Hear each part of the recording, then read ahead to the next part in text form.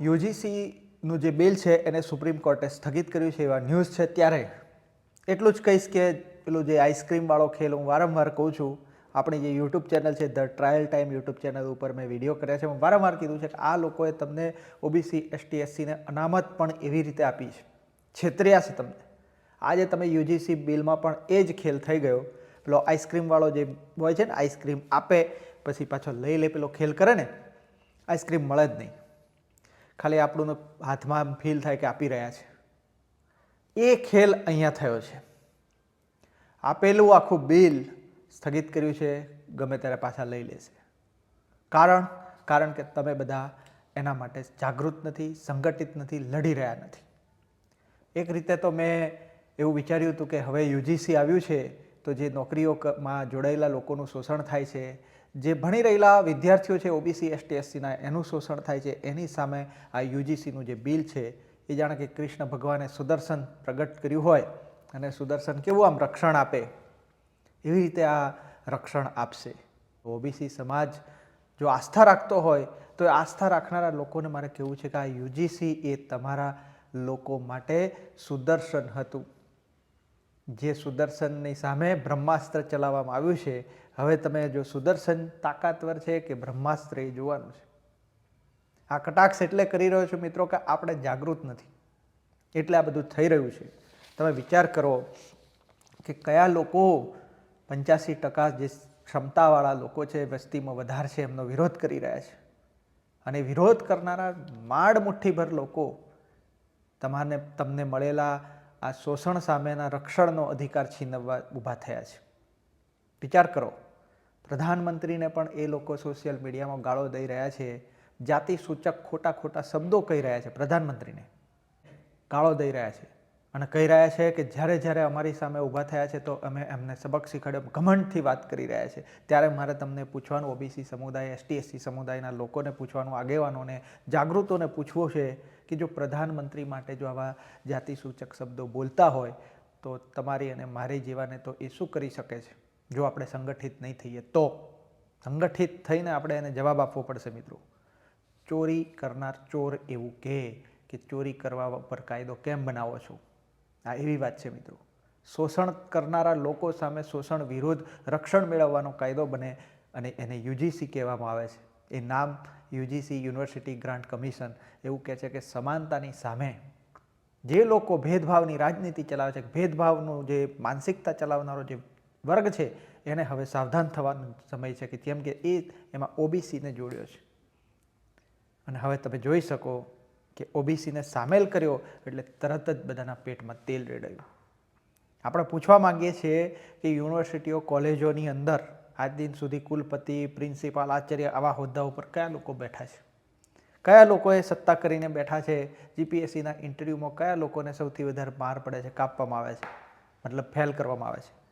Collegium સિસ્ટમથી કયા લોકો જજ બની રહ્યા છે? કયા સમુદાયના લોકો જજ છે સૌથી વધારે?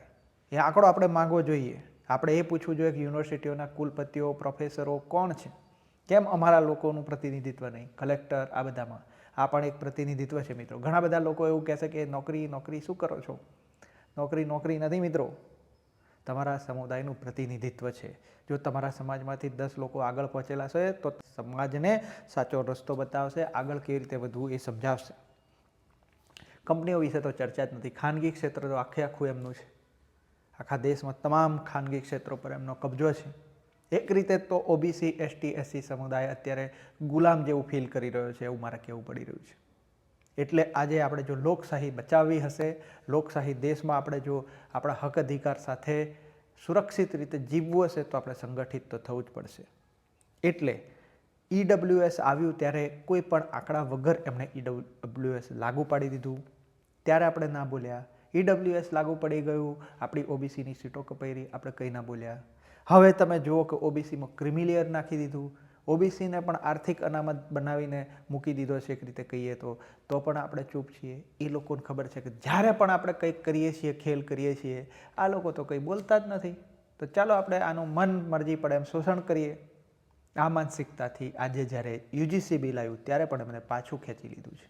તમે વિચાર કરો, યુજીસી બિલ એ વિશ્વવિદ્યાલય અનુદાન આયોગ અધિનિયમ 1956 અને નવી શિક્ષણ નીતિ 2020ની જે રાષ્ટ્રીય શિક્ષા નીતિ 2020ની જે રાષ્ટ્રીય શિક્ષા નીતિ છે એના અંતર્ગત અને સુપ્રીમ કોર્ટમાં થયેલા શોષણ સામેના જે કેસો છે એ કેસોને ધ્યાને લઈને એનો જે વધારો જે થયો છે એને ધ્યાને લઈને આ બિલ બનાવવામાં આવ્યું હતું.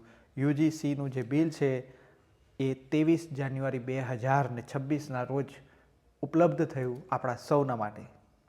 અને અચાનક જ દેશની અંદર રહેલો 2-3% સમુદાયનો જે વર્ગ છે એ અચાનક જ બૂમબરાડા કરવા લાગ્યો, જાણે કે એમનો કોઈ હક અધિકાર છીનવાઈ ગયો હોય એમ.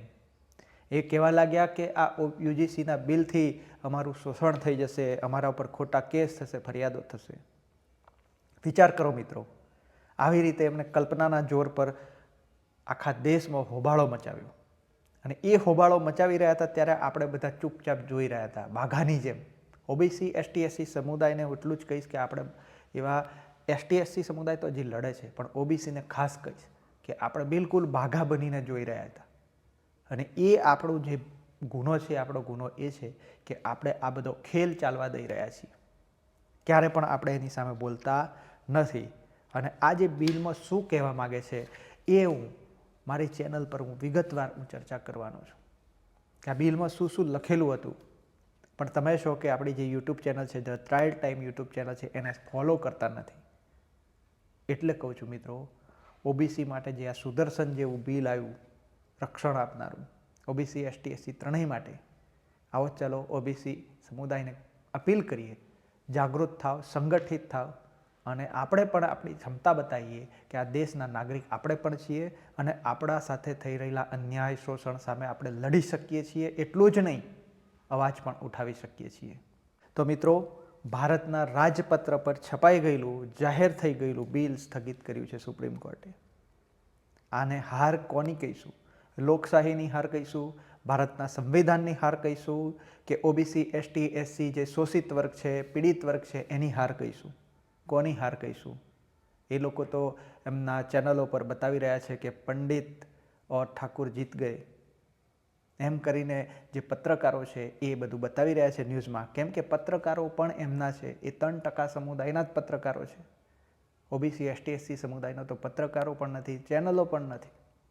અને જે અમારી જેમ સોશિયલ મીડિયા પર બોલી રહ્યા છે એની ચેનલને ઓબીસી એસટી એસસી સમુદાય કેમ ફોલો કરતા ખચકાય છે એ પણ અમે સવાલ કરીએ છીએ.